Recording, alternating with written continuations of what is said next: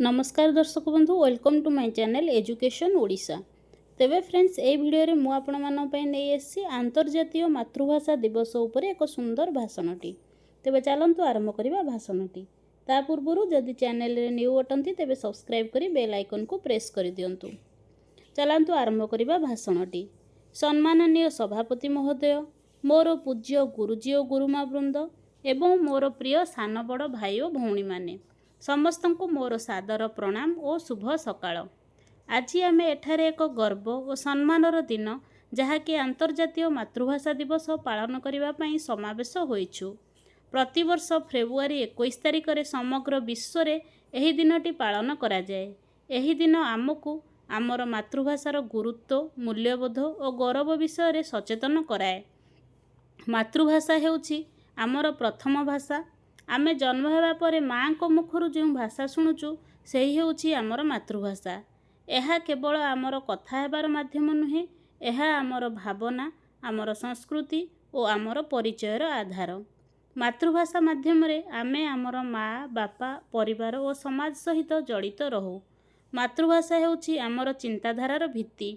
आमे जहाँ भावुचु, बुझुचु और अनुभव करुचु से सबको प्रथमे आमर मातृभाषा माध्यम रे व्यक्त करुचु। यही भाषा आमर व्यक्तित्व गठन रे गुरुत्वपूर्ण भूमिका ग्रहण करे। अंतर्जातीय मातृभाषा दिवस पालन पछरे एक गौरवमय इतिहास रहिछि।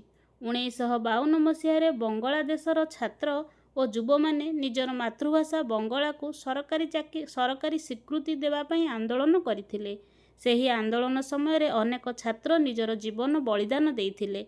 सेमानंकर एही बलिदान को सम्मान देबा पई यूनेस्को 1999 मसीहा फेब्रुआरी 21 तारिख को अंतर्जातीय मातृभाषा दिवस रूपे घोषणा करिथिला एवं 2000 मसीहारू समग्र विश्व में यह पालन करा जाउछि। आमर मातृभाषा ओडिया एक प्राचीन और समृद्ध और गौरवमय भाषा।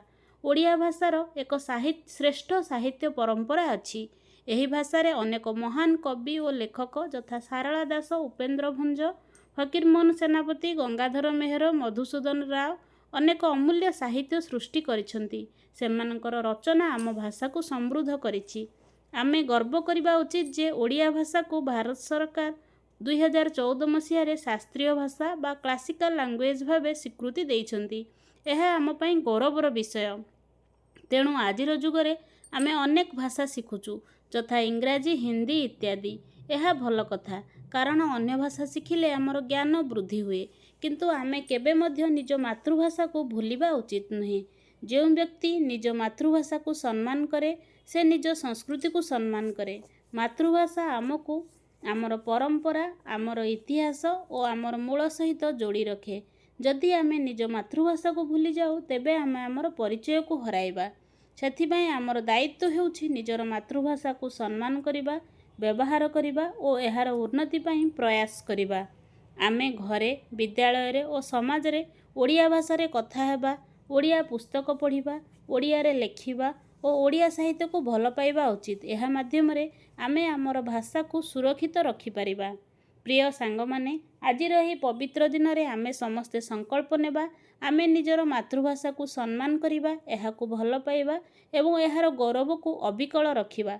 शेषरे मु मोर भाषण को एही कथा सहित समाप्त करुछि। मातृभाषा हेउछि आमर परिचय, आमर गर्व और आमर आत्मा। मातृभाषा को सम्मान करिबा हेउछि आमर प्रथम कर्तव्य। धन्यवाद। जय जगन्नाथ। वंदे उत्कल जननी।